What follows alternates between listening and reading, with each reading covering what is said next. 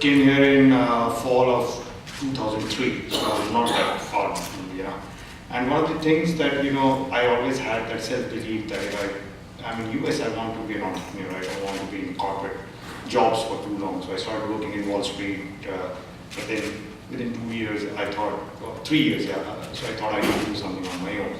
And the key thing is that, for any entrepreneur or budding entrepreneur, the key thing is having that inner faith to take the leap. And obviously, you need to plan it also. So just taking the leap is good, but if you plan it well, then you will be fine. Otherwise, you will have some problems and stuff. So that's what I just wanted to share with you in this whole stuff. Me and my brother started the company in late 2007. We thought it would be high of the credit storm in 2008, and we thought we'll not survive. So next 1.5 years were bad. When I started, I had full crop of hair, and it's gone. So I can see that, how that impacted me. But the key thing is, you have to have that faith and that endurance to keep continuing. And what we realized was that access to credit for a lot of businesses, especially minority businesses and businesses which are not mainstream, is even 100 times tougher than even for mainstream businesses. And being a first generation immigrant, being a minority in this country, I can see that, I can understand that. And that's what we have tried to build the whole business. And we have been very ambitious to build the business. So don't hold back your ambitions, for lack of that. Because resources, you will find it, If you cannot find it in the US, you will not find it anywhere else in the world, that I can tell you. And so, I come from India, I've seen the emerging markets, kind of stuff. So I think that, so this is the place to be an entrepreneur, and this is the place to, scale up your dreams, and you will find access to credit, So that's what I really wanted to tell you here, and what we do. We do have kept the best thing for my last slide that you will see here, very soon, actually. So the key thing is that, what we have done for a lot of small business owners, even for startups, and we work with a lot of micro lenders and everybody else, is to make the process simple and easy. Right now, the biggest problem is you have to go door to door trying to get credit. You don't know what you will get, how you will get it. And also, if you get something, that's the best thing that is for me, or was that the best option for me? So an entrepreneur or a business owner always keep asking that.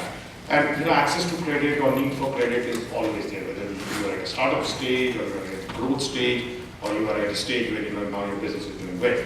So one of the things that we always wanted to do in our company was to set up an online platform, make it so easy for people, almost sort of say idiot proof, because we knew business owners know what they need the money for, but they have no idea, no time to really go and figure out what's the best for them. So we said, can we act like a virtual CFO for the business owners, starting from when they're planning to start a business to going up to a level where they might want to, grow their business or take it to the next level.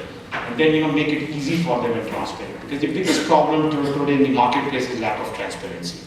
And that creates so many problems, both for the business owners as well as for the financial institutions, because most of the business owners say, why can't this institution just give me the money? I have the strongest business plan. I know this business, I have the experience and all that. And a financial institution does a very poor job in really letting you know why they cannot give you the money. They will just tell you, sorry, I cannot give you money, that's it. So that's where we said that we have to have a platform, make it so easy for business owners that even if they don't get the money, they should know what's the reason for that and what steps they can take. So you pointed about business coach and business planning, exactly. So we see hundreds of businesses every day, literally, who don't have a good plan, and they feel it's their birthright to get money, and that's not, because every lender also has to manage their risks. So now the key thing is that you, as a business owner, have to understand that how you present yourself, how you present your business to a lender, so that they have that, and they can take that leap in faith and say that, okay, I can give you money, I can give you startup money, I can give you some money to start the business or grow the business, kind of stuff. So I think being well prepared and knowing what you do is very important. And that's where we have done a lot of our stuff, because what we do is that we don't sell any leads.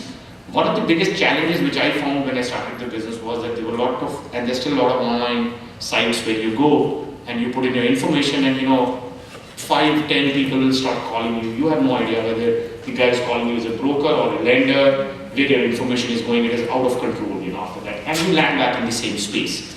So we said from day one, we are not going to sell any lead to anyone. So what we do very well is that we take all the underwriting criteria of all the lending institutions on our platform and actually match them to the right borrowers and the borrowers to the right financial institutions. Only after you see your options and you say, I want to work with this institution, or if you need help and you also have loan specialists who can help you, only then that information gets transmitted to the lender.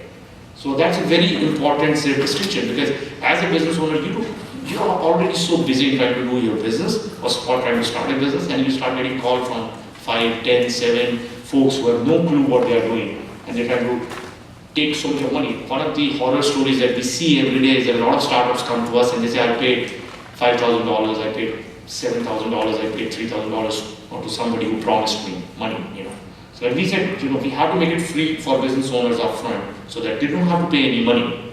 They can see what they can get. Then they can decide how they want to work on it and work with the actual lending institutions. So I think that is something very, very important, for anybody who's trying to see and look at the business. What we also started doing was that, since we collect so much of data and we see that, last 4 years, anybody who has tried to, try to get access to credit, I think a lot of you guys, if you own a small business or trying to start a business, would have looked around to get credit. It's very tough. It's really tough right now. So we started bringing out a lending index every month, where we are trying to educate the policymakers and everybody else. And so much so, last year, around the same time, I got a call from White House and saying that, President Obama really wants to get this index every month and, really wants to understand what's happening. Because banks say one thing, the intermediaries say something else, borrowers say something else. So we said, yeah, this is great. So this is, again, if you're starting a business, if you can brand it, so this is an example of that, how you can be different from somebody else, you don't need to compete with somebody else, but you need to have your own branding. So, we built our branding by having an index, which goes out and the media covers it, and we have become sort of a benchmark index now. Every month, media, policymakers, everybody waits for that, they say, oh, wow, we need to know what is happening out there. Now that's a great strategy if you're setting up a business, have that thought leadership. It could be anything. It could be making the best cupcakes out there, being the best service provider, kind of stuff. So I think that's important in this day and age, because there's so much of clutter out there that if you don't differentiate yourself, it will be difficult for you to have an identity and grow your business. And trying to sell all the time is not a good strategy. Offering people something which they don't have, the selling process becomes a lot easier. So I think that's the key takeaway from that. Again, I'm just going to quickly, run through this. And, so all this is all for business owners.